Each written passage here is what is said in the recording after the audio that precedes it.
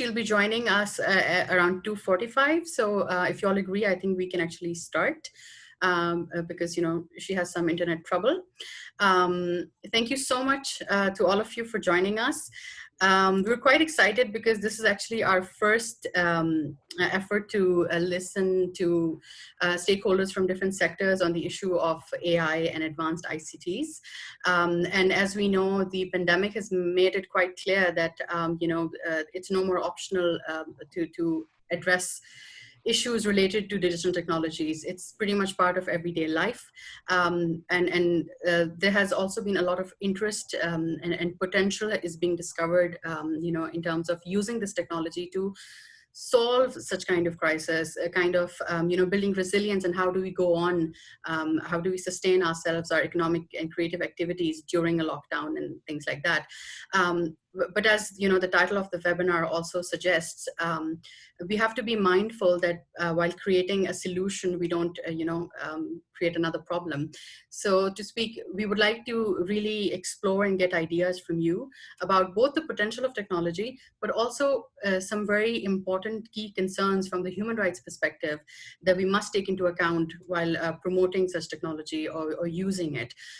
So from the perspective of practitioners, policymakers, as well as just, end users. I also want to welcome all our attendees. And in case you missed the initial part, you're welcome to write down your questions in the chat box. After our speakers are done presenting their initial ideas, we'll take up your questions and pose them to the speakers. I would briefly introduce our panelists and then we'll move to a formal welcome note, and then we can open the floor. We're very excited to have with us Ms. Nikat Dad. She's the director of Digital Rights Foundation. It is one of the pioneer organizations in Pakistan working on digital rights, in particular making internet safer and more accessible for women. They also work on digital governance and use of ICTs for human rights. Welcome, Nikat. Thank you so much for joining us. We also have with us Ms. Sadaf Abid, the founder of The Circle.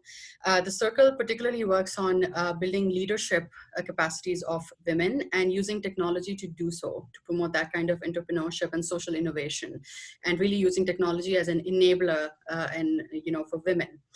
They also have some really interesting initiatives such as She Loves Tech and Tech Karo, and we're really looking forward to learn more about that. So welcome, Sadaf. We also have with us from UNESCO, Prateek Sibal. I'm hoping I have not mispronounced anyone's name. Prateek is a technology policy researcher, and he's working to understand the impact of digital technologies and AI on societies and human rights. He works at UNESCO's Digital Innovation Transformation section, and he's actually one of the co-authors of a recent UNESCO publications on use of AI and ICTs. So we hope we'll, be able to really benefit from his research and his insights. Welcome, Prateek. We also have with us two startups from Pakistan that use either AI or advanced ICTs to contribute to development solutions. So we are very thankful to Mr. Shahrukh Babar, who is the founder of Xylexia. Xylexia is a tech startup developing computer-aided diagnostics, and they use artificial intelligence and image processing to assist medical diagnosis. So it might sound very technical, but we would really like to explore and understand their journey as a startup, how they became interested in the field of AI and now applying it for providing such kind of solutions. We don't have with us yet Miss Manzil. She's the founder of Oxbridge Oxbridge Innovative Solutions. It is a startup that enhances learning processes of children by providing software and ICTs for educational purposes. In particular, what's interesting is that they really focus on women empowerment in rural and urban slums, and also focus on renewable energy and environment and sustainable development. So she'll be able to join us by 3, and we hope to hear from her too. So we'll welcome her when she actually joins. To formally launch the session, I'm happy to give the floor to Ms. Patricia McPhillips, who is the UNESCO representative and director in Pakistan. Thank you so much for joining us, and I would now invite Patricia to give her opening remarks. Okay, good morning or good afternoon, and a very warm welcome, and thank you so much, Maliha. And like I said, a very warm welcome to all of you in today's webinar, organized by UNESCO in collaboration with the National Incubation Center. Today we are attempting to understand better, with your help, how new technologies intersect with our daily lives and the potential for progress while being mindful of any adverse effect. And I think it's important throughout the session that we really keep in mind the title, which is To Infinity and Beyond: Advanced ICTs and Artificial Intelligence, Human Rights and Development Intersection. I think that's a critical title to keep in mind in the presentation and the conversation and how it flows. UNESCO works globally on culture, education, science, communication, and information, and is mindful of the unprecedented opportunities brought forth by advanced ICTs and artificial intelligence across all sectors. However, at the same time, protecting and promoting fundamental freedoms, such as the freedom of expression, access to information, and the right to privacy, is essential for development to be sustainable, humane, and inclusive. To make policies that first and foremost respect human rights, it is important for stakeholders to exchange knowledge, set ethical parameters, and understand how better technologies function. Therefore, I'm happy to have with us today really a diverse panel of diverse experts. That Mali has already introduced them, and I'm really very pleased we have a mixture of private industry and startups amongst the panel. I think that's very critical. Again, throughout the panel, I hope that people refer back to the title of the webinar.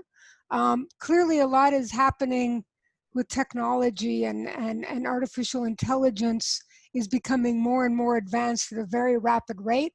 However, if it's not held within a framework of human rights and the advancement of all, we need to question whether it will be an advancement. I also want to say, or to note that the development of AI technology is part of the wider ecosystem of internet and other advanced ITCs. To advance AI and other ITCs, or to assess AI and other advanced ITC benefits and challenges, a useful approach is UNESCO's Internet Universality Rome principles. These principles urge that digital development is aligned with human rights, openness, accessibility, and multi-stakeholder guidance to guide values, norms, policies, regulations, codes, and ethics that govern the development and use of AI. So if you take the word Rome, it's R-O-A-M, they're taking human rights, the right part is the R, openness, accessibility, and multi-stakeholders. So it spells the acronym itself. In terms of our work in Pakistan, I'm happy to share that under UNESCO's Global Education Coalition, the Technovation Idea Lab has offered a 5-week free online training program in artificial intelligence for girls aged 10 to 18 in 6 countries globally. And we're very happy and proud that these 6 countries include Pakistan. We just heard about this a couple days ago. And we really hope to work more in this area, and your inputs and insights will be very valuable. And information on this online training opportunity will be offered in the chat box. Maliha and her colleague Hamza will make sure that information is shared, because we're really hoping we get a broad interest, and we're sure we will, from Pakistan. I'm confident that together we'll be able to build a foundation for further collaboration, and I look very forward to this, this webinar. So thank you so much, and Maliha, over to you. Thank you so much, Patricia, for setting the context, and I'm sure that our diverse panel will, really give us some key insights into different areas that are, really of public interest now. I would start with Ms. Nikhat Dad from the Digital Rights Foundation, and because, well, these days all our conversations begin and end with COVID-19, I would like to start there. And the right to privacy and data protection have always been really important issues, but during the health pandemic, more interest and more attention, has come to these issues, and rightly so, because there have been concerns about health surveillance and really widespread use of these apps without being mindful of the rights of citizens. So I would really like to start there, since that's also your area of expertise, and I would like to really hear your views and your assessments of the situation of these rights, maybe globally also, but more so in Pakistan.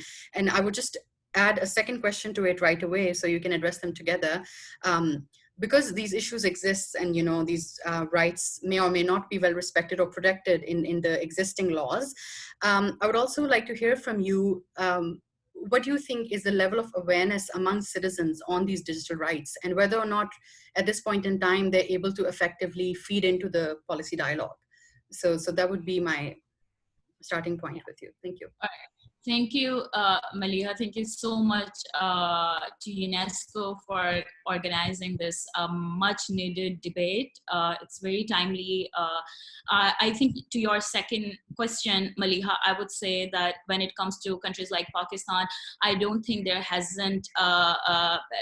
been much of a debate around AI and the biases around AI or the human rights framework. I mean, we have been talking about artificial intelligence a lot in the context of innovation, but there is a very little conversation around lack of human rights framework. And as Patricia also mentioned, that a lot of work has been done globally. At the same time, UNESCO is doing, I would really like to appreciate UNESCO's efforts, but I would also appreciate the way UNESCO keep the human rights framework at the center of all its efforts.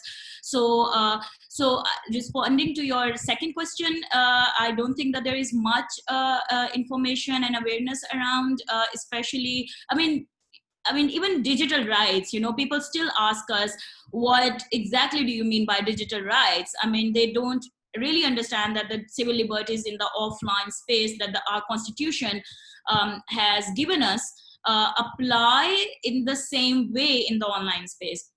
I mean, and now the conversation around AI is, I believe that it's much more technical for a layman internet user in Pakistan. So just to unpack some of the issues around AI, and then I'll come to the Pakistani context.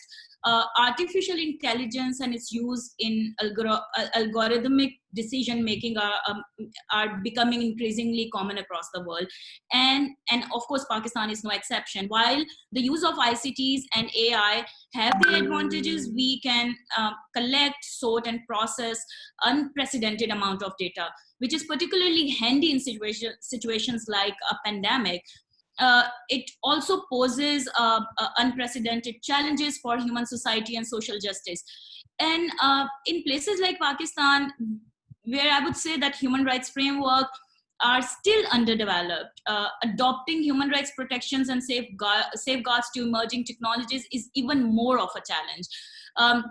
So talking a little bit more, like unpacking the issues around AI, the process of using artificial intelligence to process information and take decisions is more common than more than most of us realize. You probably used it this morning, or maybe are using it right now as you scroll through your social media timeline while you listen to me. The decisions of which tweet appears first or which video is recommended to you on YouTube are all the end results of algorithms which are making decisions based on aggregated user data and your specific preferences. The issue here comes the transparency. One of the biggest issues with the use of AI in decision making and its use in processes such as public policy is the fact that there is very little transparency around this. Algorithms and AI systems used by private companies, tech giants, are hidden from the public, obscuring the reasoning and data used to make decisions. I mean, not just the private companies and tech giants, but also governments. So while most people might not care why they see something on their social media timeline, social media algorithms have had political implications. For instance, it has been found that YouTube's algorithms is more likely to promote sensationalist content and conspiracy theories. And this is compounded by the fact that no one outside the company has access to the algorithm that makes these important decisions. And then comes the social justice in AI decision making. So imagine AI being used to determine how many resources are allocated to particular programs based on data analysis. This is not a futuristic scenario. Data is being used and processed by algorithms to make decisions regarding the smart lockdown in place in parts of in the country. However, the most important aspect of public decision making is that it must be transparent and reasons must be public. However, if this is obscured by an algorithm, then it can have severe implications for transparency from public bodies. And then there comes bias. You know, most of the decision making by AI is as good as the data we feed into. So one of the emerging issues for AI in the context of the real world is that most algorithms tend to reflect and replicate societal biases. When AI applied to public policing and security, racial biases, which has been a huge debate in US as well, become stark as systems such as facial recognition and predictive policing are much more likely to pick out members of racial minorities. So while some have suggested that the solution lies in better data, the biases of those designing AI are often steeped into the system that are designed. So many digital rights advocates like myself have talked about the need for algorithmic justice and transparency and placing algorithms under public scrutiny. However, both public and private bodies have been resistant to these calls. And during the pandemic, coming to our own context, we have seen the issues of privacy, surveillance, monitoring, and digital rights have been thrown into the stark. While systems of accountability, while we have seen that all these systems around monitoring and surveillance have been increased during pandemic, the systems of accountability have lagged behind. In Pakistan, there is no data protection regime. In March 2020, the Ministry of IT put forward the Personal Data Protection Bill, a better version in comparison to the draft issued in 2018. Still does not fully capture the data protection needs of people in Pakistan. There are vast exemption making and wide-ranging powers have been given to the government. So they and then there is an absence of independent personal data protection authority of Pakistan within the same legal framework. And then we have GDPR, which sort of sets such an amazing role model for the privacy mechanisms that countries can adopt. And then the issue around pandemic, we noticed that the data collection of citizens. So there has been an increase in data collection of citizens from their medical to location data without any oversight. I remember I got so many calls where some of the people who knew me and our work, they were just freaked out because they had no idea why they are getting messages from an authority saying that you have been in close contact with the COVID positive patient. So, there was no transparency. People absolutely had no idea what is happening, why they are getting these messages, but they received those messages because either they were the COVID positive patients, or they were in touch with the COVID positive patients, or the COVID positive patients were their family members. So when they tested, their entire data went to the public authorities. And so there was this whole mechanism, the regime of surveillance, and it's absolutely fine because there was some exceptions in GDPR were also made during pandemic, but there was a transparency, there was a public debate, public knew about this, and it's okay to do these things during pandemic, but it's not okay to do these things without the transparency and oversight and making the public aware. And then we have we also saw contact tracing. So the government introduced a contact tracing applications, like many other governments around the world did that, and they rely on collecting location data. And this is in Pakistan, and despite worldwide consensus to not rely on location data and use Bluetooth tech instead. I mean, Google and Android also, Apple and Google also came up with these solutions. So there is a complete absence of sunset clauses or data sharing rules to regulate this data, meaning that this data collection regime can continue beyond the specific public health emergency. The government's COVID-19 app has several security lapses and does not have an adequate privacy policy, nor does it adhere to the decentralized and no location data model adopted by Apple and Google, as I mentioned. Another issue I feel is, and I'm just coming to the end, is misinformation. The pandemic has been accompanied by an infodemic as well, which has exacerbated the public health emergency through the proliferation of misinformation, which has become an obstacle for spreading awareness regarding the COVID-19 virus, and also SOPs to contain it. So while fighting this infodemic should be a collective priority, governments are using this opportunity to consolidate powers to tackle misinformation and determine what is true and fake. And in a non-COVID context, these powers can be quite worrisome and can be used to target free speech. So I'll end with this point that public emergencies require in genuinity and creative solutions, and there is no doubt that tech has a place in that. However, public emergencies or global health emergencies, if left unchecked, can also give rise to new ways of surveillance and erosion of human rights protections in the long run.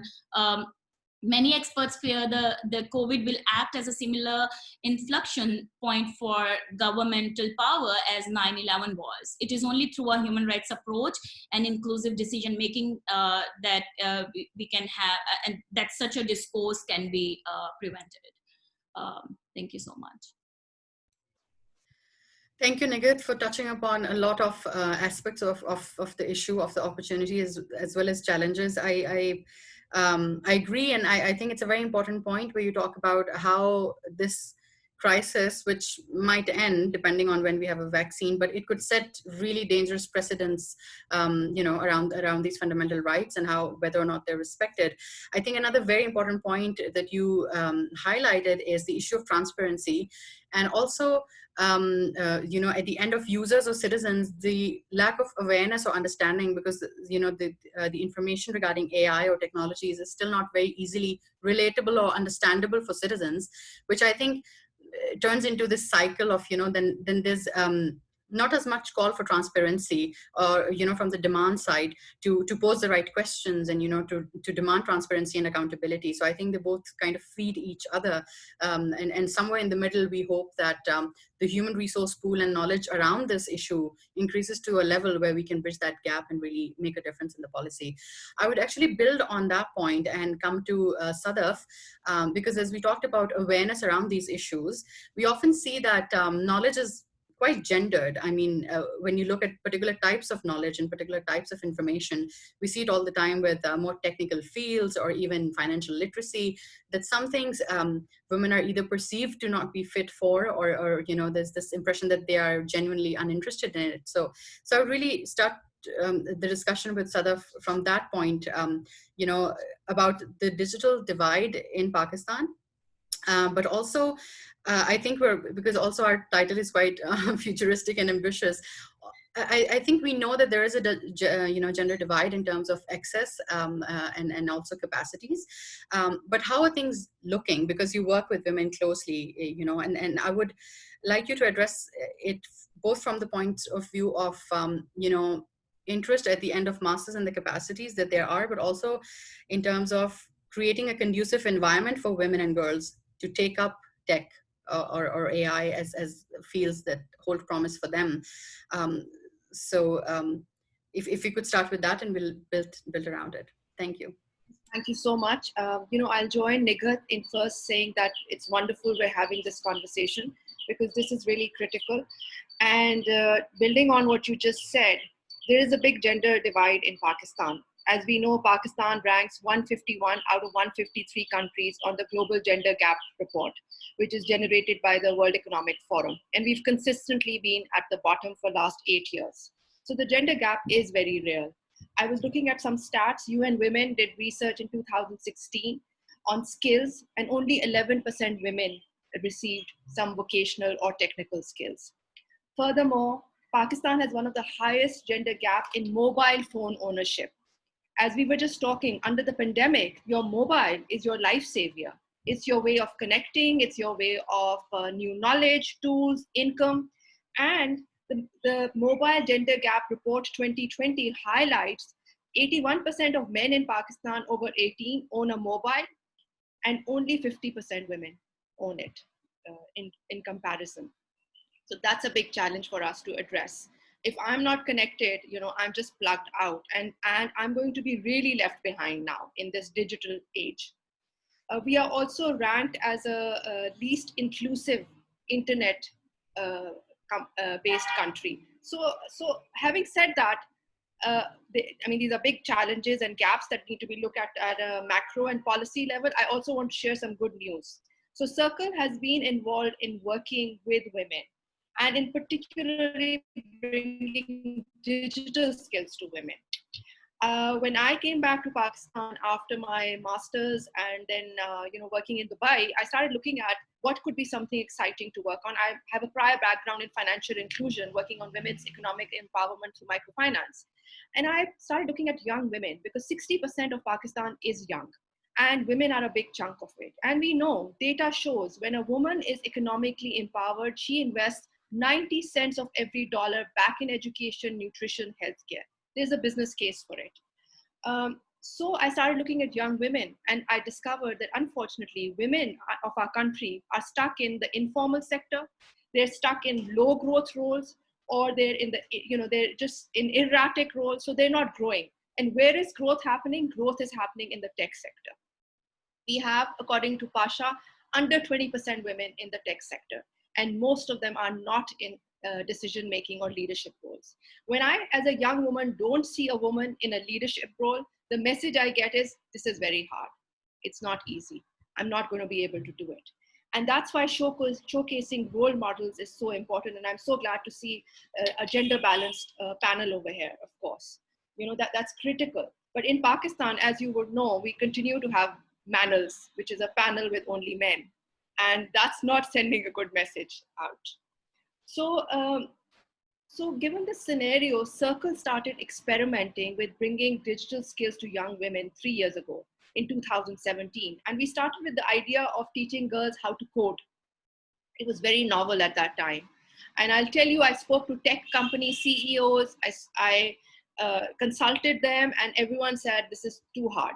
It's not going to work. One, you're not going to attract the women. Their families will not give them permission. Secondly, they're going to drop out. They're not going to complete the program. This requires a lot of practice. And thirdly, they're going to be a misfit in the job market. They're not going to work out. So a lot of no's, and it was challenging. And literally, I had to initially go out myself in communities and talk to families. And we had open houses, and we invited families to come in. So I'm sharing all of this because, when we talk about bringing technology to women, getting women in AI, all of this, in colleges where computer science is taught, less than 30% women are graduating and joining the workforce. In the best of our colleges, 30%, 40% is the highest that I've heard from my engagements. So we're actually in Pakistan facing a serious crisis in terms of women's economic participation. And a lot of things need to happen to build that ecosystem that's going to support women, that's going to give confidence to their parents and their families that it's okay. They're not going to face sexual harassment. There are facilities like daycare centers, there's flexi workings. The good thing about the pandemic is that we're all working now in a much more agile and flexible manner. And it has proven that this can be done. And my hope is that this is going to show companies that we can hire women and they can work from homes and they can work around their schedules. But the barriers are very real for women. So they started coming in and we started teaching them how to code. And for one, we had a women faculty. Again, that's very important to build comfort, to build trust. And we had women software engineers teaching, young professionals who had done it, who were in the industry. They were very inspired because they were teaching other women, and the young women were very inspired seeing them. And then we brought in role models and mentors from the startup space, from tech, from business, and we spoke about things like confidence. I love the initiative that Patricia talked about teaching AI to girls. I would love to learn more about it because I think that's where you have to start. This is what I've learned from our work. We get women when they're in their 20s. And yes, we should work with this segment, but really we need to start much younger. Because the thing is, by the time they're in their 20s, women are doubting themselves. They feel they're not ready, they're underestimating themselves. And me and my team, we have to spend a lot of time building confidence in the women to speak up, to share their ideas. And the feedback that we get from our companies also is, while they've made it, 50% of our graduates are in jobs, which is a great affirmation that this is working. The girls can do anything. They can learn coding. And some of them just love it. I'll share an example. I was in class last year and there was a break and this girl came and I just asked her randomly, I said, how's the class? And she says to me, I love coding. I said, really? And then she says to me, yes, I wake up thinking of code and I sleep thinking of code. I was like bowled over, I was like, I'm not in New York. I am sitting in Gulshan-e-Iqbal in Karachi. And here's this girl from Baldia. Her name is Somya. And she's talking to me in this language, which is like, wow.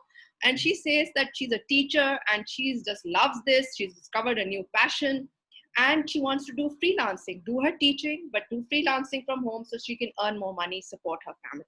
So there are thousands and millions of young women of our country who are so talented, but the ecosystem, the facilitation is not there to really make them believe in themselves and to tell them. That's why one of our mottos is girls can do anything. We use this hashtag, girls can do anything, and yes, they can code.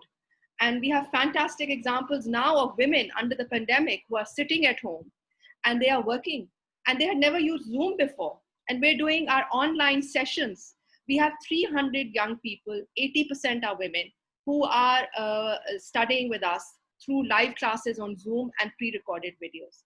And we keep very intentionally about 30-35% young men in the program. Initially, I thought it'll be an all women's program, but I thought about it more, and we kept these young men because, we have to work together. Men and women need to work together. We need to respect each other. We need to leverage each other's strength, and we need to know how to engage and disagree. And that's really been powerful. This one young man, when he graduated, and I did a focus group with the young men, and I asked him, what was your experience of being in a class with majority women? Very unusual. 65% of the class is women. And he said, the first day I walked in, I saw this class and he said this in Urdu, and he said, मैंने सोचा ये लड़कियां यहाँ क्या कर रही हैं? He said to himself, what are these girls doing here? You're so open about it. And he said, I've never seen women in my life, actually in my family, work on computers or go for jobs.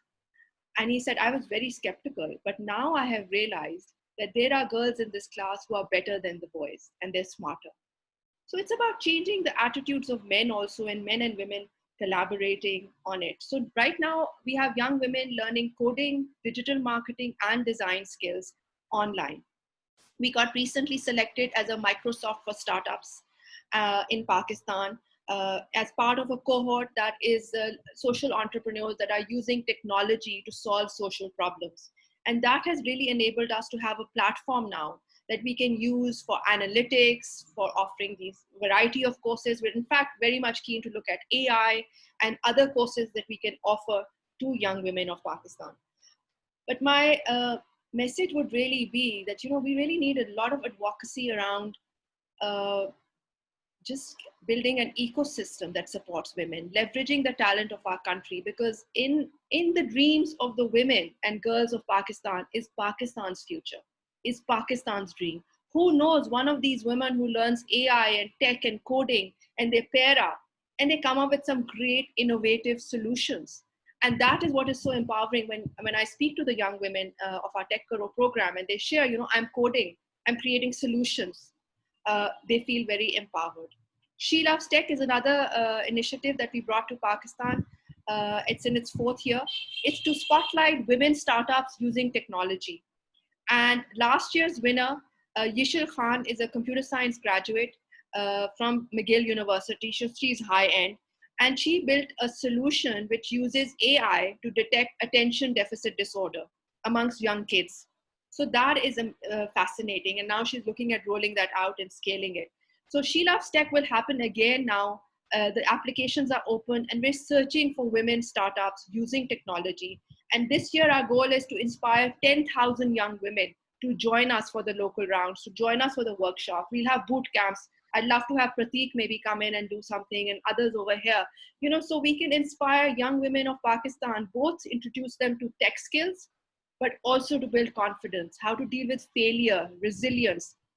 I think if we were to share failure stories, all of us over here have brutal scars on our back. We've been in the trenches and we have faced hardships. But I'd like to sort of end this note by saying, I think the biggest investment Pakistan can make is in women and technology and startups. Our youth are our future. Starting young is critical. So fantastic to introduce AI early on.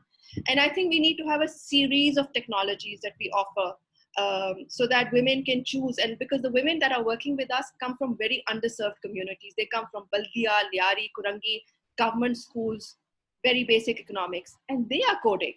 So imagine if we got young women from more sophisticated background, we would have AI experts emerging.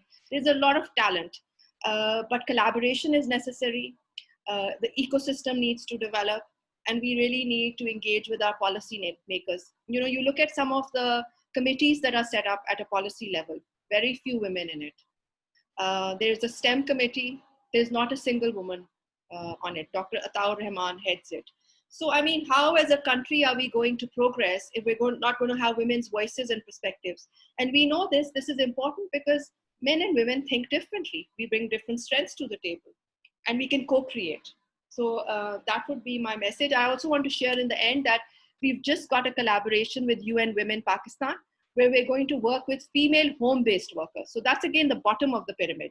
And this whole topic today, to infinity and beyond, I'm personally very excited with working with female home-based workers because they've been disrupted by the pandemic. Their livelihoods have been impacted. They're not earning anymore. Markets are disrupted. So we're going to enable them to leverage e-commerce and put up their products on social media.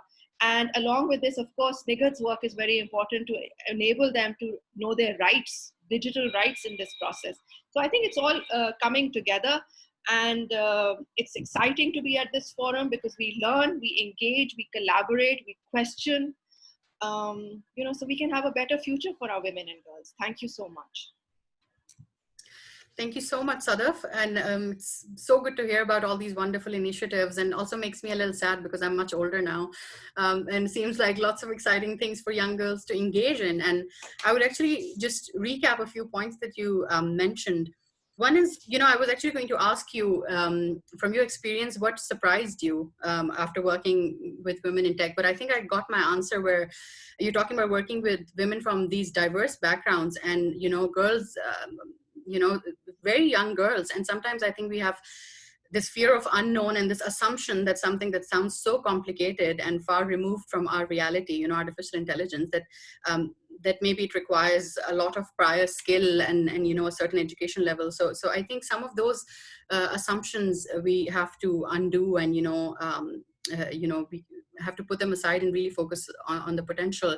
I would also really like to take the discussion forward on your ending note where you talked about the conducive ecosystem and how our policies need to be really enabling for entrepreneurs, for women, especially because the pandemic, I think, has created problems, but also has been a litmus test in some ways, where, you know, we were forced to use alternative mediums, and also come up with ideas such as, you know, connecting home-based workers, you know, somehow with e-commerce. So when we talk about policies, I would like to move the discussion to Prateek, and not to I will try not to get too caught up in the jargons and the, you know, the acronyms that we keep using, because one thing that we've all been talking about is really making these ideas and technologies accessible and relatable and understandable for people. So Prateek, if we were to ask you what really is meant by a humanistic approach to AI, or what do we mean when we say we want to focus on human agency and human rights when dealing with technologies, how would you put it? And then, you know, I have more questions too. Perfect. Thank you so much to Maliha, to Sadaf, and all the other speakers. It's really interesting to listen to you and understand the insights from your daily work in Pakistan, to understand the context there. I'm also personally very happy to be here because my grandfather was born in Karachi and my grandma was born in Rawalpindi. So I'm delighted to be part of this panel discussion here. So I think it's interesting when you talk about humanistic AI and human agency. We need to understand, you know, there are different conceptions of how we understand technology.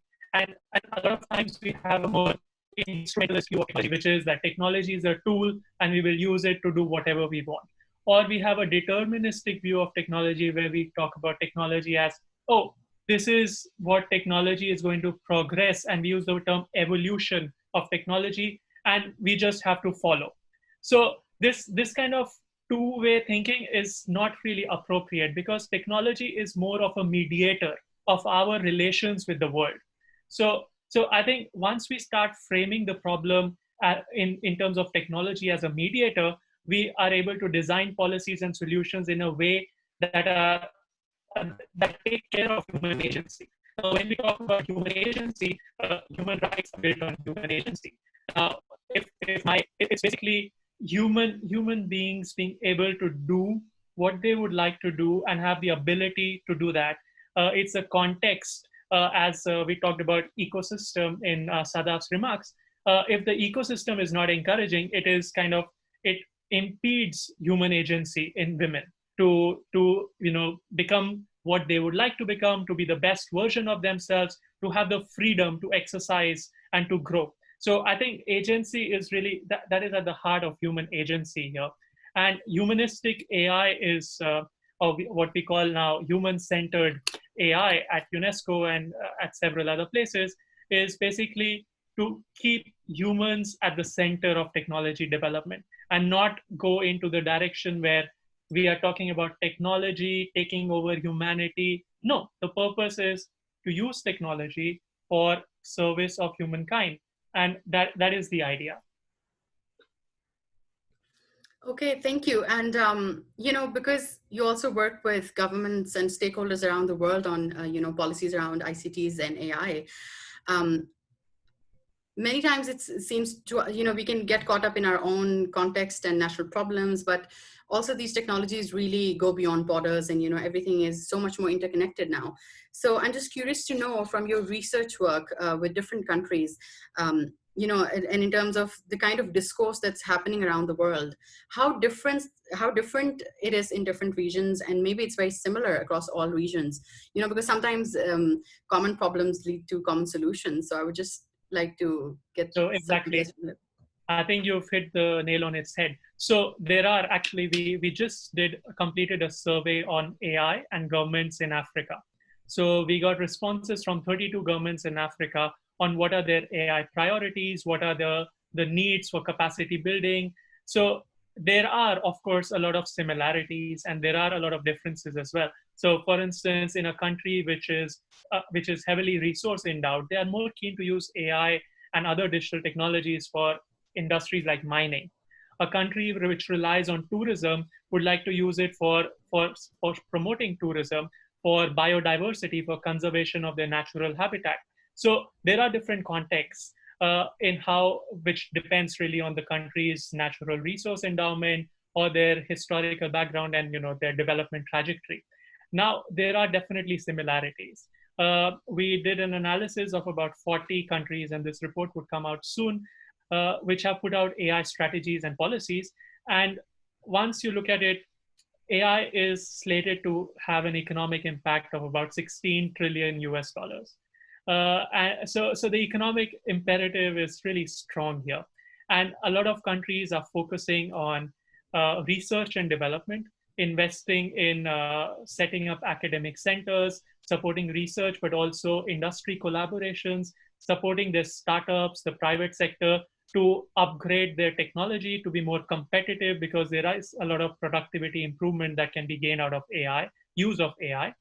Then there is a lot of focus on education, skills, and training. This is one area which cuts across all countries that we have studied. They are investing heavily in education, not only at the school level, where there are talk about, as Sadaf was mentioning, about coding education. And at UNESCO, we have a program called Youth Mobile, which also supports coding education, training for young students, girls, women, everyone. So there's a lot of emphasis on AI education, but also for education in a world which has AI.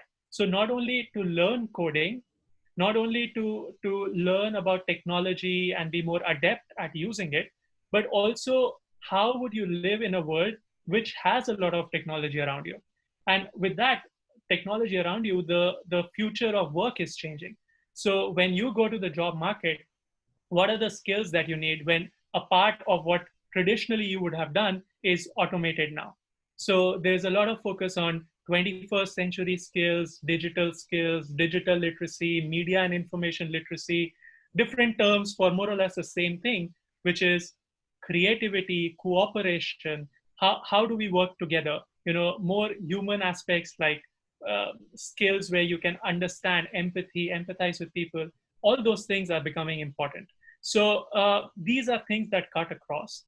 And coming to what are kind of global initiatives, as you said, these are a lot of common areas that people are working on. And necessarily, it's education is a global public good. So we do have a lot of initiatives like the UN Secretary General's roadmap on digital cooperation, which was launched recently. So it foresees creation of different roundtables, and there is going to be a global public, there's going to be a digital public goods roundtable, which will work on data. So for instance, when you talk about data, this is again one area which every country is concerned. We had some discussion with Nigat on data protection. So, and also on biases and human rights concern. So access to data is important for the development of AI technologies. And once you have that access, you also need to ensure that the human rights concerns, human agency is protected, that data is not misused against people, their autonomy is respected. So all those things need to be taken into account while making data more freely accessible, while ensuring that when you train your AI algorithm on a data set which has only images of white men and women, it is bound to discriminate when you show them a person of color, a brown person or a black person. So these things need to be taken into account, and more data pooling. So there's efforts towards creating data trust, data commons across the world. This is just one area where there is going to be some work in the future.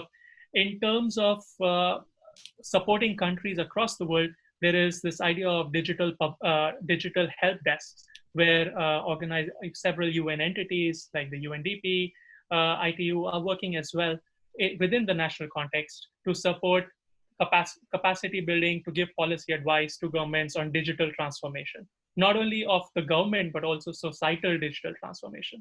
So there are a number of initiatives here. I can go on for more, but maybe you have some more questions. Yeah, I'm so glad you brought up this point about being prepared to live in a world that has AI in it, where, AI might not be my profession. Maybe I'm not a tech professional. Maybe I don't invent or innovate, but it's still going to affect my life. And, building on what's, Nigat actually said initially, that we're unaware of, these algorithms deciding things for us. And ultimately it's going to affect our choices in music, our culture, our, communal habits, and, it has far reaching consequences.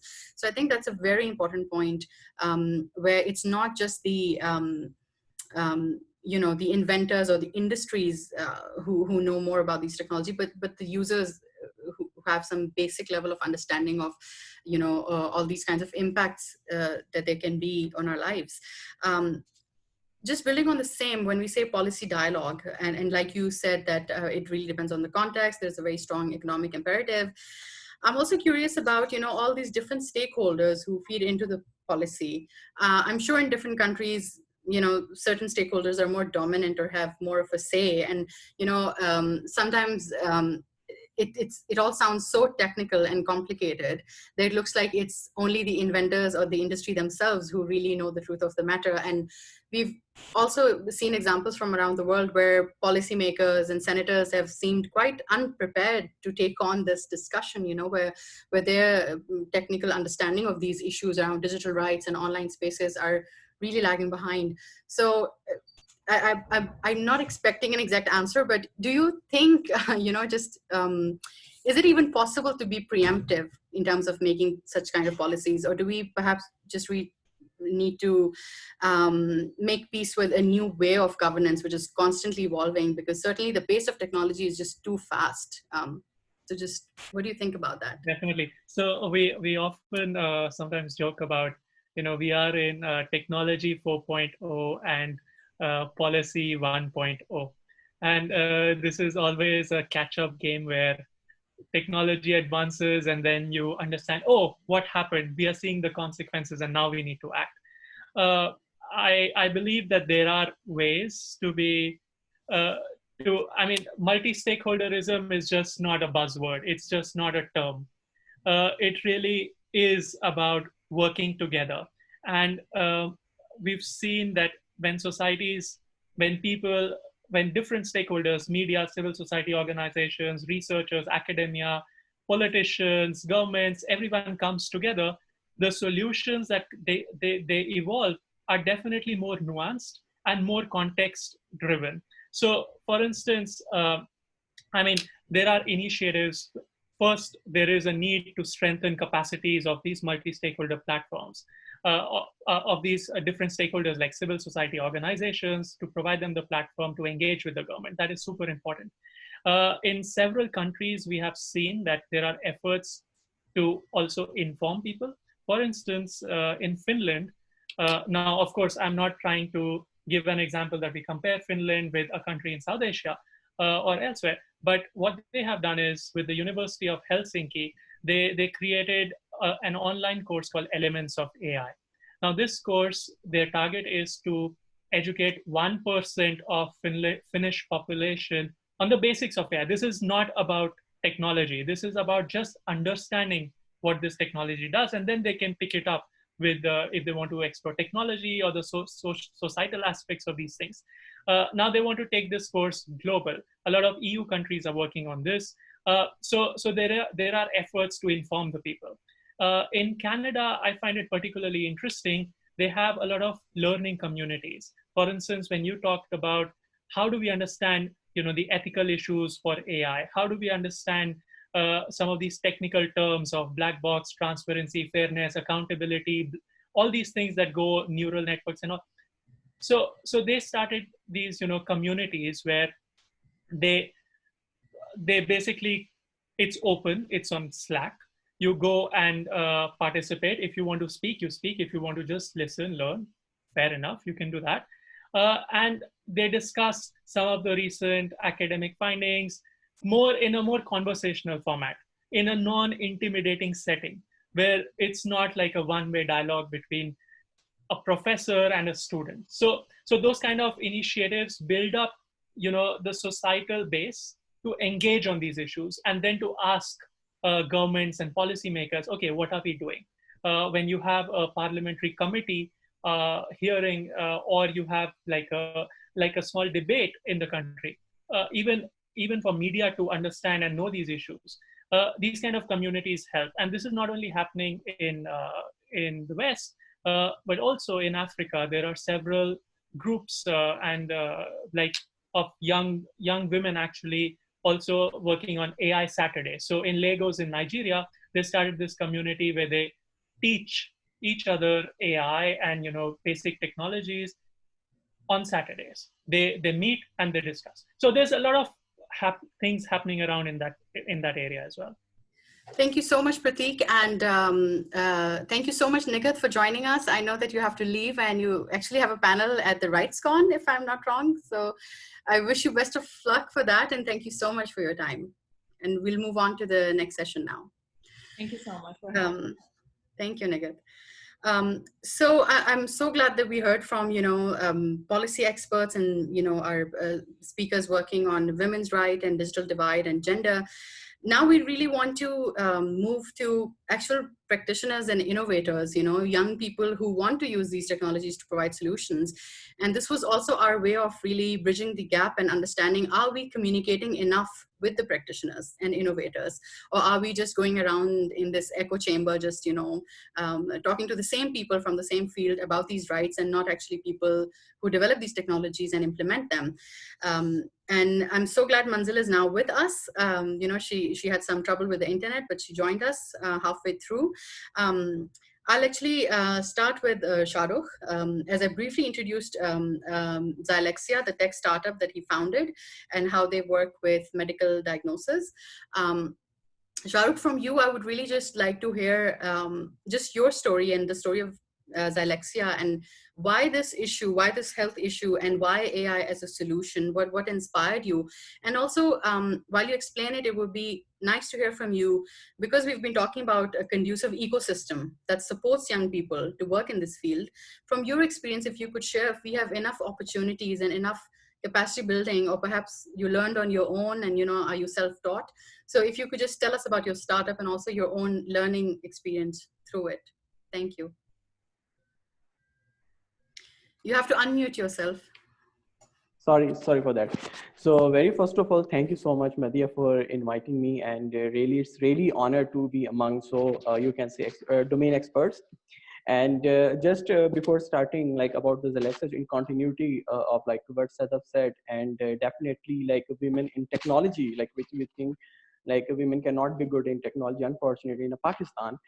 In Alexa, more than 50% we have women, and in the core positions, and they are working in core technical, you can say cutting edge techniques in the AI, and in technical decision making, they are in technical decision making as well. They are in management as well. And by the way, we were also in, I think, finalist of the She Loves Tech first, like last year. And if I talk about the, like you can say, what's Alexa? In the Alexa, actually, this is artificial intelligence based a decision support system, which actually helps radiologists in timely, cost-effective, and early diagnosis of the breast cancer through breast X-rays. Now what's happening when patients come to the hospitals, they take their breast X-ray, we call it the mammogram digital image. Radiologists read with the like naked eye, and he marks the anomalies. Just because of human eye limitation in the breast architecture and you can say imaging quality. So this is the most difficult, you can say, medical imaging to interpret or to read. So that's why they make, you can say, mistakes like more than 30% or like 35% they misdiagnose. This misdiagnose definitely leads, you can say, a lot of 100,000 like women die just because of this misdiagnosis, and like $4 billion even the United States lost just because of this misdiagnosis and human eye limitation. Actually, we came up with solution, so which is based on artificial intelligence and image processing, and we have trained our systems. So we have a complete pipeline which is assisting radiologists, and like which also have reduced the reading time. So we also have a very big problem. We have very limitation of the radiologist. So actually this assists the radiologist, and it reduces the burden on radiologists globally, not even in Pakistan, and globally. Like if we talk about like a breast cancer, and like 2.1 billion women suffered last year. And out of that 225,000 women died last year just because of the breast cancer. And if we talk about the Pakistan, and unfortunately Pakistan has the highest incidence rate of the breast cancer in Asia. and like in over just because of this bird and the in remote areas, and actually they only, you can say, report such cancers like such patients in the main cities of Pakistan. Even in the remote areas, just because of this stigma, like they do not even mention, like if someone suffer from breast cancer, they don't go for the treatment for checkup. So that's why women die. So let me share one thing, like very very like incredible. Like if breast cancer is diagnosed in the early stage, the chances of survival are up to 99%.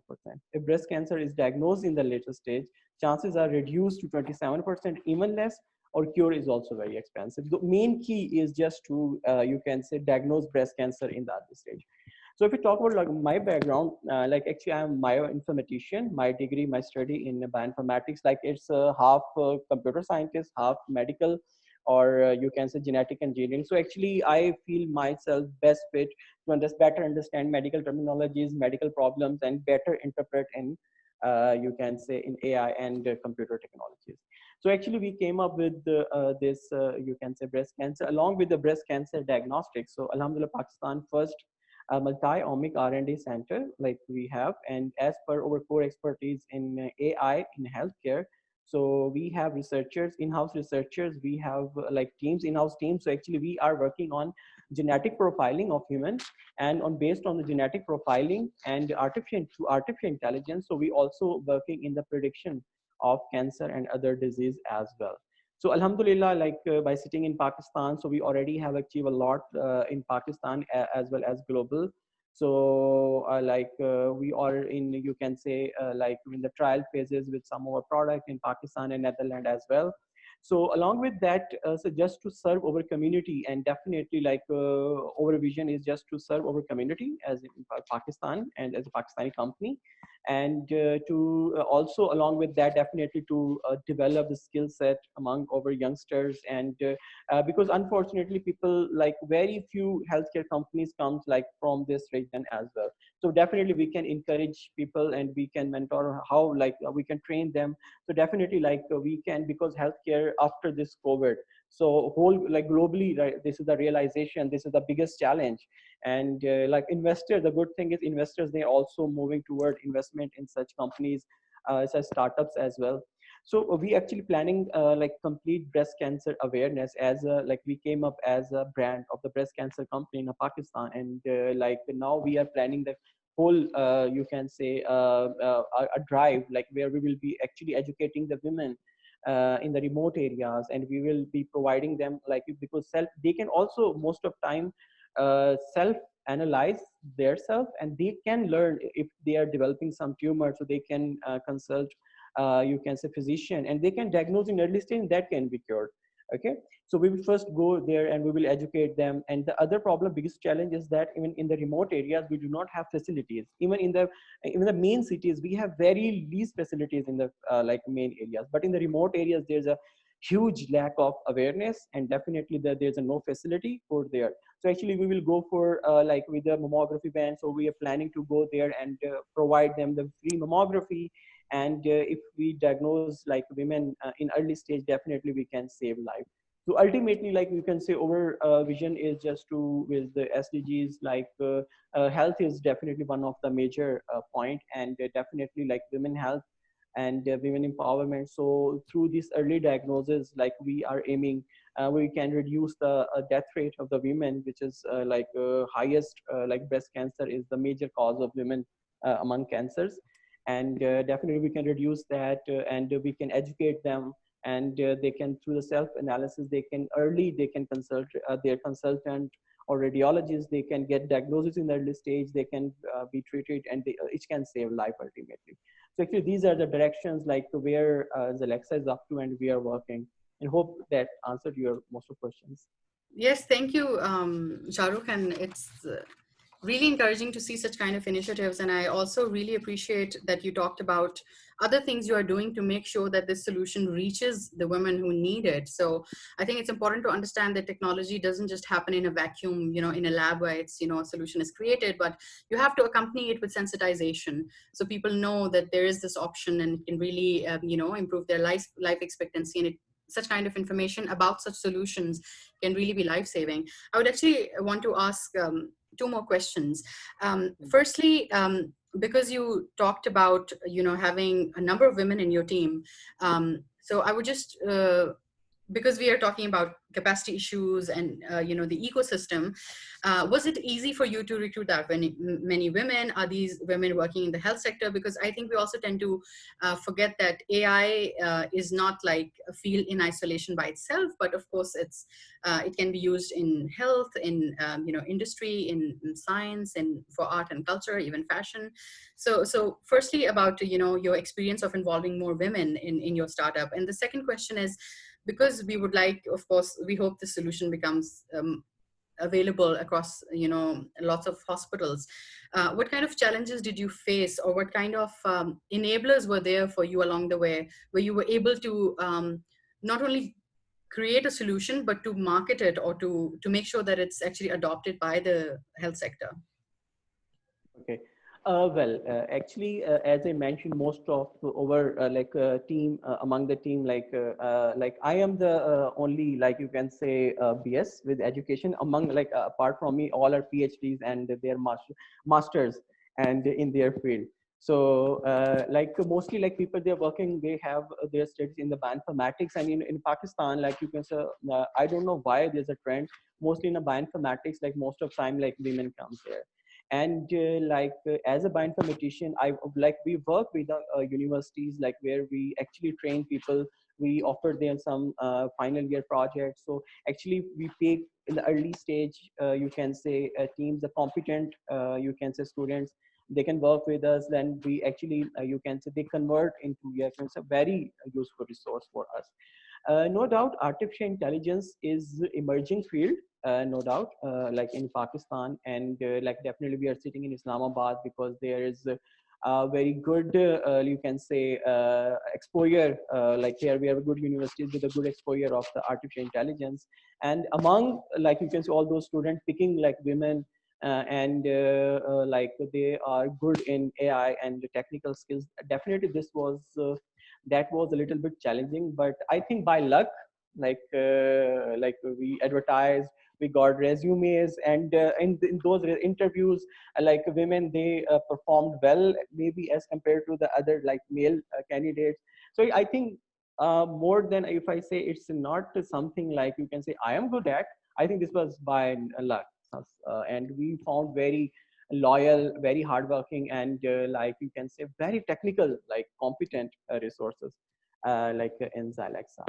So as for your second challenge, so definitely like, for example, we are playing with medical data. Like if we talk about like mammography, breast x-ray, that's the most, you can say, private data for the women, for the patient. If we talk about genetic, so actually we are playing with the most sensitive data, and we are definitely, it's a cloud-based, and we are also enabling the cloud computing as well. So very first challenge that we faced, that was the data partnerships, data availability.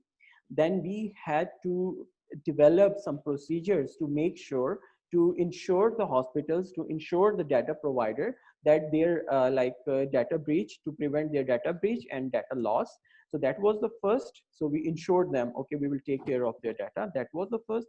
And the second challenge is definitely like where like when you come up with some such kind of solution, and where we, this is actually this assistive technology, this assist radiologists. When you go to the hospitals, they believe now you are developing a technology, they will replace us.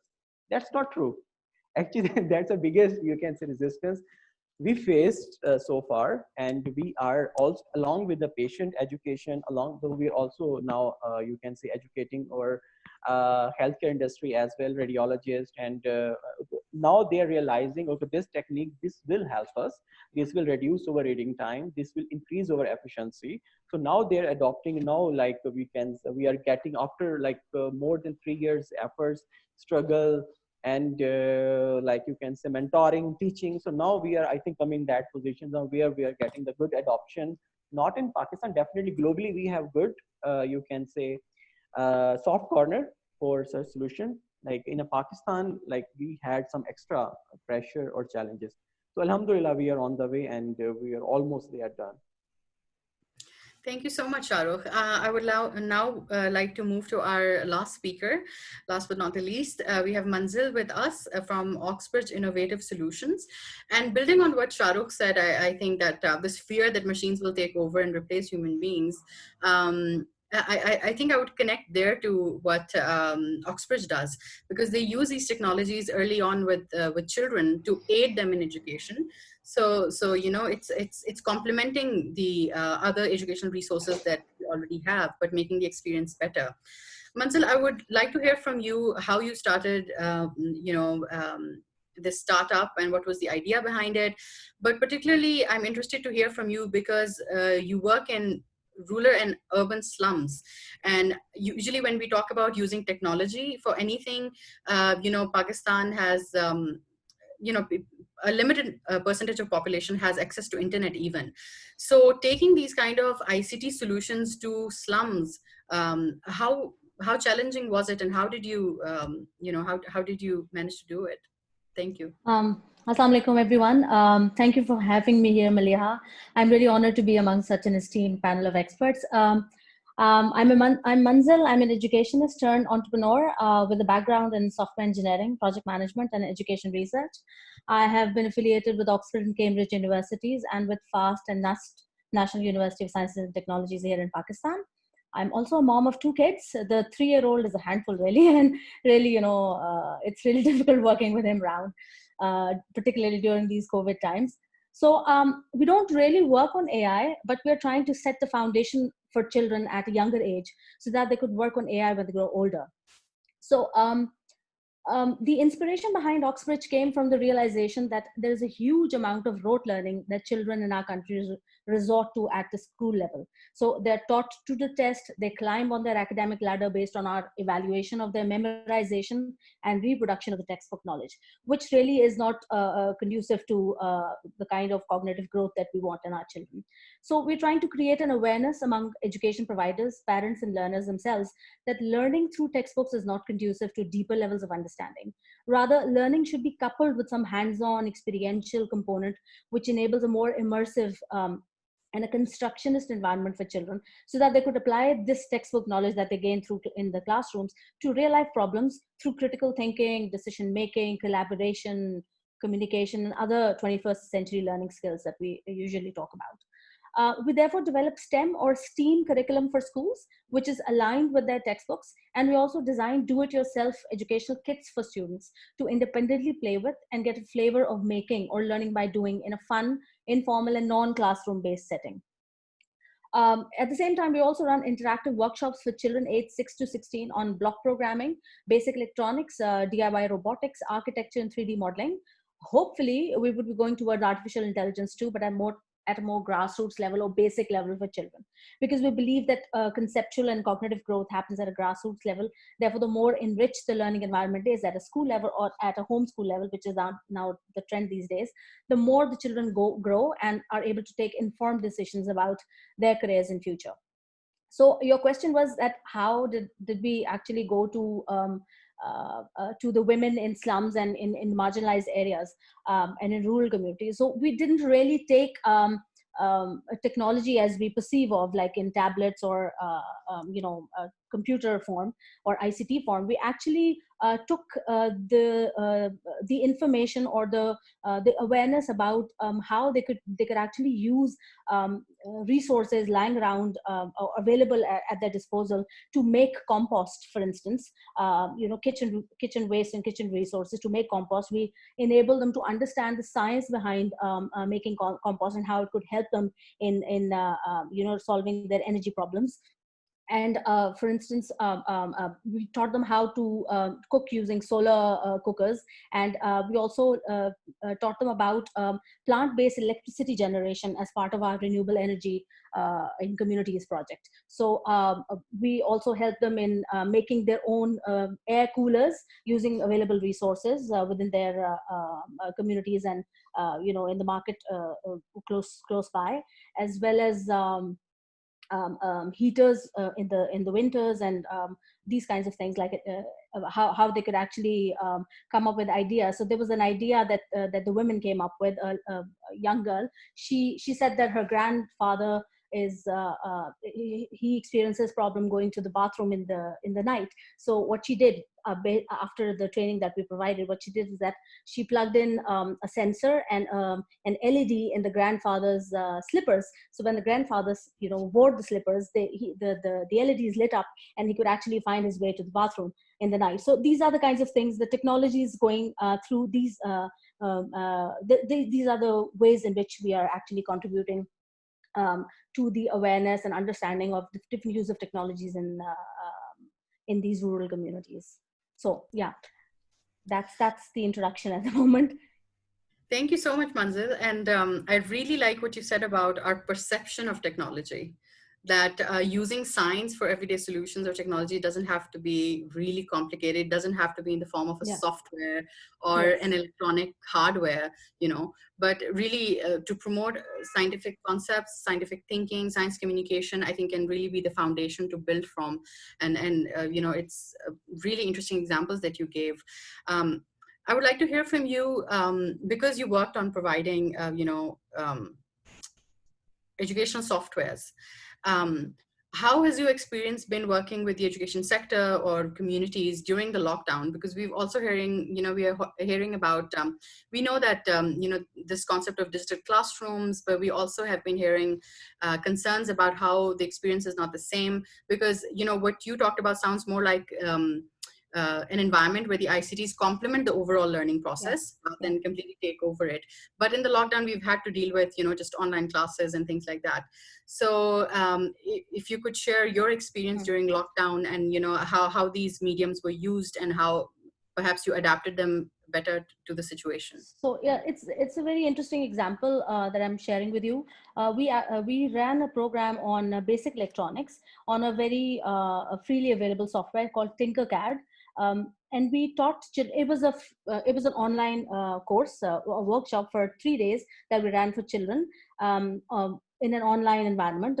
I think we used Zoom for that. So the children would actually take the classes with us online, and after the workshop was over, we provided them the material, the hands-on electronic components that they could actually work on.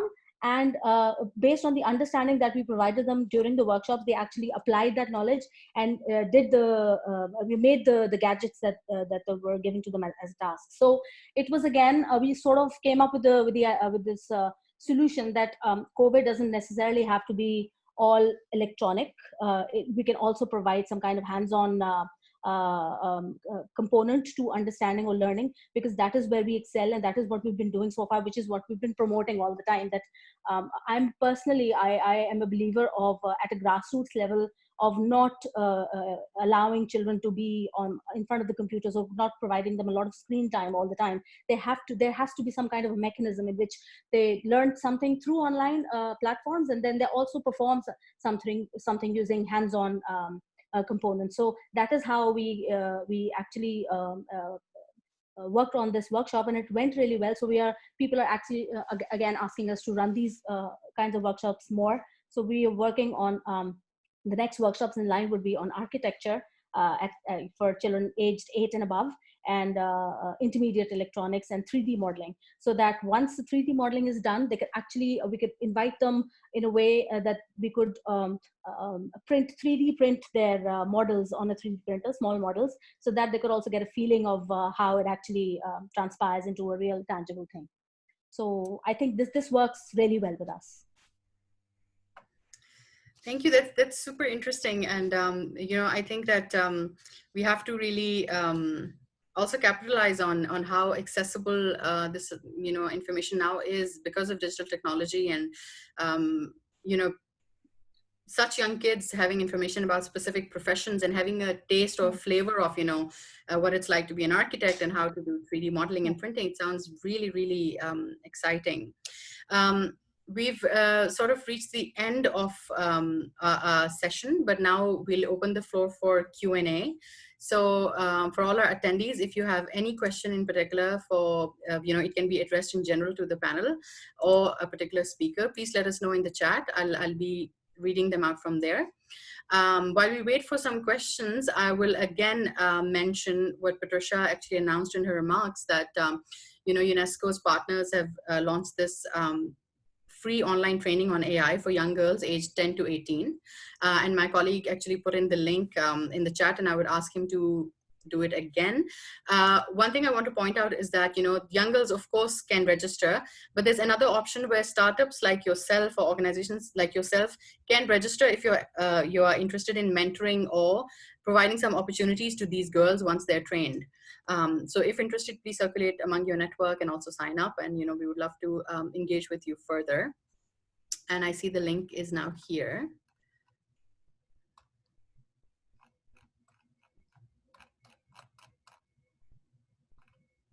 And and we're actually fortunately have someone from UNESCO partners who are organizing this training. So if there are any questions in particular about that training program, those can also be addressed. I haven't seen a question yet, so I think I'll go back to my own questions and really talk once again about gender again. But in terms of, I think we've addressed women's inclusion in labor and workforce and industry. But I think the element of, you know, how we are unaware of the impact of AI and algorithm, and some of those biases that are reflected in the design of these technologies, which actually might perpetuate gender stereotypes or certain biases, which we're not aware of. So I would actually go to Prateek, and because you work with different stakeholders around this issue, what level of sensitization is there among innovators and people who develop technology, because that's also a very male-dominated field. So if you could share some insight. So I'll briefly begin with a little bit of history. Actually, when the coding stream started, it was predominantly women who were doing the coding work, and eventually the field changed, and a lot of men came in. But we have some pioneering examples like Ada Lovelace and others who were really at the frontier of in the 50s and the 40s who were working on these technologies. Having said that, I think there is a lot of focus on gender equality. And I would even go further to talk about gender from a non-binary perspective and go beyond just the male-female categorization, because we need to be more inclusive. We need to talk more about gender diversity. And for instance, just to give you an example on how you mentioned that in a lot of tech companies, there is not enough focus given to these concerns. One of the things that UNESCO did was write this publication called "I'd Blush If I Could." Now, where does this come from? So we know about digital voice assistants at our home, like Siri, Cortana, there's one from Google.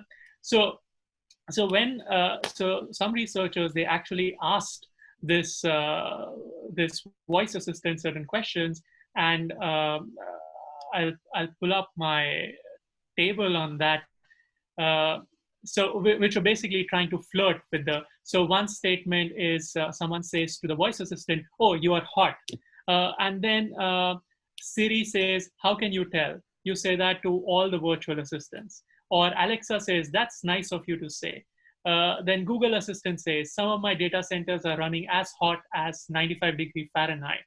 There's so many of these things where we are portraying some gender stereotypes which are embedded in technology, which can be disempowering to women. For instance, when where does the statement "I'd blush if I could" come from? When someone said to Siri, "You are a slut," and then Siri says, "I'd blush if I could." So this is the appalling level at which technology has embedded gender stereotypes. And I think Nigat was mentioning before that it's not only about data sets which are used to train technology, but also who are the people who are designing these technologies. So there has to be a lot of focus on making these tech spaces more inclusive. We all know from friends and others that when you are working as a woman in a more tech bro culture environment, I have friends in the Silicon Valley, it's really difficult. You are not very keen to go to this bro culture environment, and then you feel excluded. So those things need to change. And to be truth be told, there is some movement on that. UNESCO convened dialogues with these tech companies, and a lot of these things that we talked about by voice assistants, you no longer see. Uh, so there is some change. I'll not take a lot more time. And, Okay. yeah. Thank you, Pratik. I would actually go to Sadaf now, because we're talking about, inclusion in the workforce, and then hoping for that to really reflect in the way these norms are, over time changed. So because Sadaf works directly with women in tech, I would like to hear from you, from your experience, how much of an impact it has when women are not just using technology, not accessing it, but actually creating and inventing it, and how it really, paves the way for women and women empowerment and more inclusion. Just your thoughts on that, Sadaf. Thank you.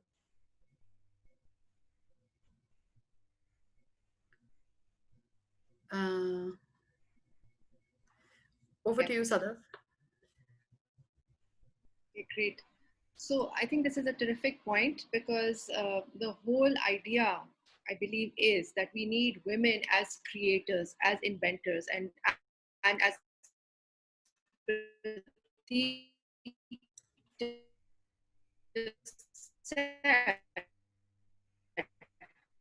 actually the amazing part is that women have stumbled upon this. So the thing is that we need, that's why at She Loves Tech, we are attracting women startups, women entrepreneurs, women in technology, because the challenges, the problems that women face, they know it the best. So if they can bring the technology angle and then use it to solve those problems, we will have some great solutions and new innovation emerging. So I think that's why it's very important, whether it's minorities, it's women, it's disadvantaged groups. It again goes back to, as Patricia said, the whole philosophy of infinity and beyond. We need all those multiple voices. We need all those multiple voices. I think each time we put a group together, we should be asking ourselves, like, is this a diverse enough group?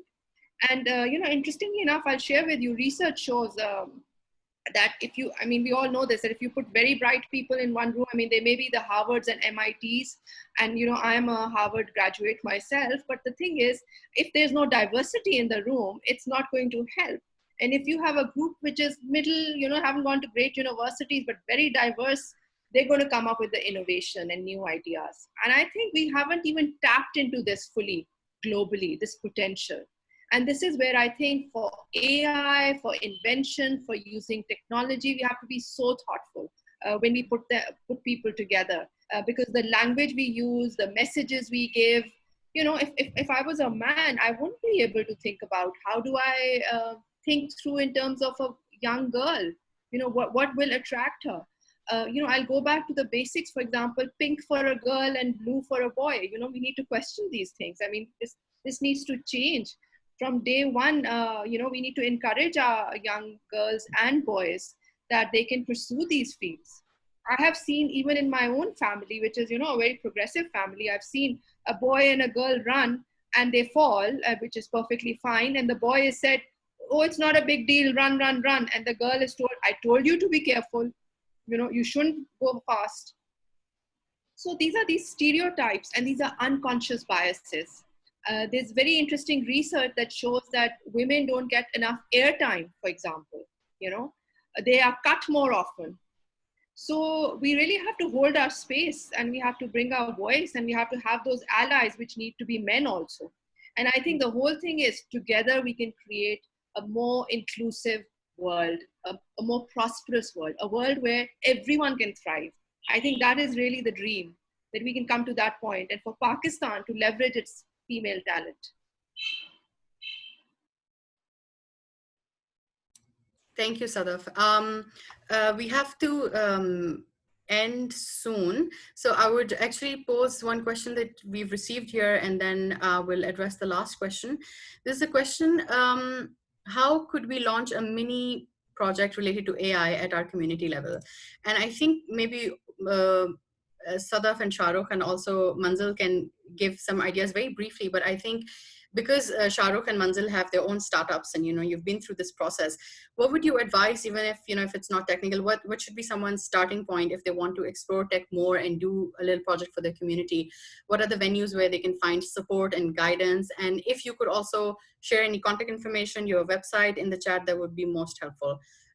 So any one of you that wants to take this up, I would briefly float it by all three of you. Maybe Shahrukh wants to start. Okay, yeah, sure. Okay, so very good question. And very first of all, definitely like before thinking, when you want to serve your community, so it should not be, the solution should not be very techy. It's not necessary. If a solution is very technology oriented, it will help, otherwise it won't. So first of all, like first identify where is the core pain area or need, like where you can add or you can help, right? So after that, definitely like where you have to in AI is you can learn AI, you can be a very expert of AI, and data is definitely always bottleneck in the AI. So either this is a small scale project or large scale product. So you have to see like what problem, like there should be problem you're going to help and serve. And the second is definitely like is data available, or you can get the core ingredients of that. So I think they are the two important points what I believe you should consider. No, I think that's an excellent point, to have that clarity. And I think when it's guided by greater social good and the betterment of the community, that's certainly likely to get that much interest and support as well. And certainly without data, we can't really do much more. There's another question I would bring that to Sadaf, and actually maybe that will more unpack more this question about how to go about any project. There's a question how to introduce culture economics as a subject in Pakistan, and to give economic value to art and culture and make tools for development. So I would just pose this to Sadaf, because you also talked about doing different things, even now you're looking at domestic help and bridging them to e-commerce. So, but the question here is about really how do perhaps we link artisans and craftspeople and art and culture and link them to such opportunities through technology. So perhaps you could take that, Sadaf. Yeah, I think that's a great question to explore.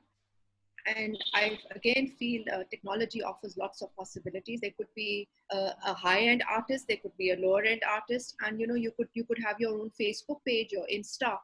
If you want to go to a younger audience, it's Insta. Facebook is still very promising in Pakistan. I think it's critical in today's world to be on these pages. And then there are different Facebook groups which actually are a conglomeration of women groups or startups. So then you can join in there also, and you can showcase your work.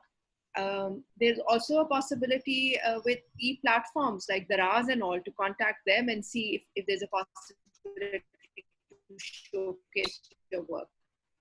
But I think today there is nothing stopping you. Of course, there is an education piece involved, and you need a good Wi-Fi, you need a gadget, and those are very critical ingredients. But if you have those, go for it.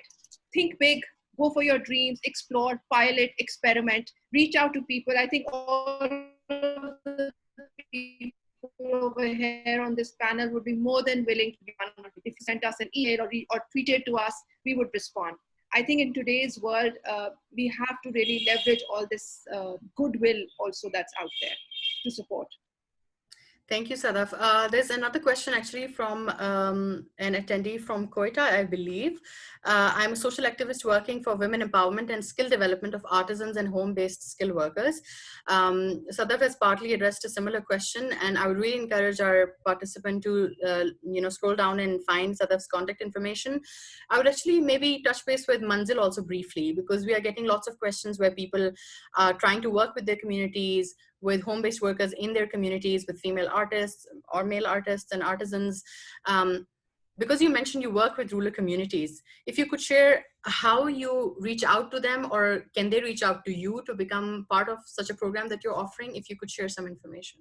Yes, so we are recently come up with an idea which is called Chote Karsaz, which means little or inventive makers. So when we talk about karsaz or makers, we talk about anyone irrespective of the gender, race, ethnicity, who is a lover of making things. So when we talk about artisans, they love to make, they love to paint, they love to create stuff. So they could definitely contribute to the kinds of workshops that we will be launching very soon, right after Eid, and they could contribute to the product base that we'll be launching, as well as become part of the faculty that we have in conducting these workshops. So anything, I mean, if they have any ideas that they could share with us, we could definitely have them on board and run whatever they want to run with us. So yeah, the platform's open for them. They could contact us anytime, any day of the week. We're always here to help them and guide them and work with them, collaborate with them. That sounds really good, Manzil. If it would be great if you could share your if you could drop your email, or I don't know. Should I do it here? In the chat box, yeah. So okay. People. Actually, Hamza, I'm not sure if everybody can see the chat box, so perhaps we need to paste it in the Q&A. Now I would move to, because we still have 5 minutes, so I would like to make the most of it. We have Sana with us from Technovation Lab, I believe. I'm sorry if I'm mixing things up, but I see that in the chat box there's quite some interest in the AI program for girls that we mentioned. So I would actually, if Sana is still there, maybe she can briefly tell us about that program and how people can get involved in that. Let me just, yeah, Sana, I believe you can speak now. If you can try to unmute yourself and turn on your video.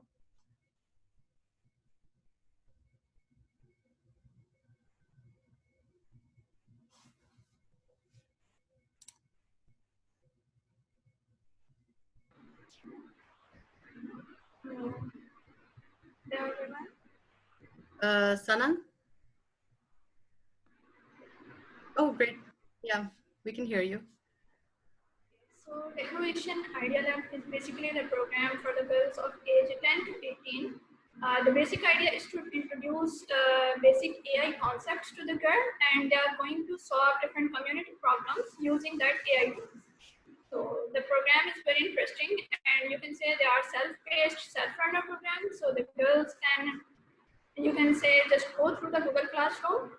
There are a lot of mentors, including me, and different from our organization as well. And they will be guiding the girls throughout the program, how to do the things, how to search for the ideas, how to search for the different problems in the community, and how to do different type of, you can say, different things using the tools we will be learning. There will be very basic tools like machine learning for kids, teachable machine, and Pokémon. So these are the very basic concept-based program, and there are different girls from different areas of Pakistan are going to registering, and I think the deadline for registering is 4th of August. So if anyone want to register, they should get into it as soon as possible, and it is just 5-week program. So the deadline is 28th August, so you can just submit your idea before 28th August. Thank you, Sana. And if I'm not wrong, it's up to 1,000 girls will be trained under this? There could be more than 1,000. There could be more than 1,000. Basically, the program is launched in 6 different countries, including Pakistan, India, Kenya, Brazil, and Mexico. And you can say different girls will be participating from all over the world, not only from Pakistan, but they will be participating all over the world. And they will be getting weekly raffle prizes based on how they complete their work, and if they are completing their work timely, so they will get into the raffle, and basically UNESCO will be holding that raffle.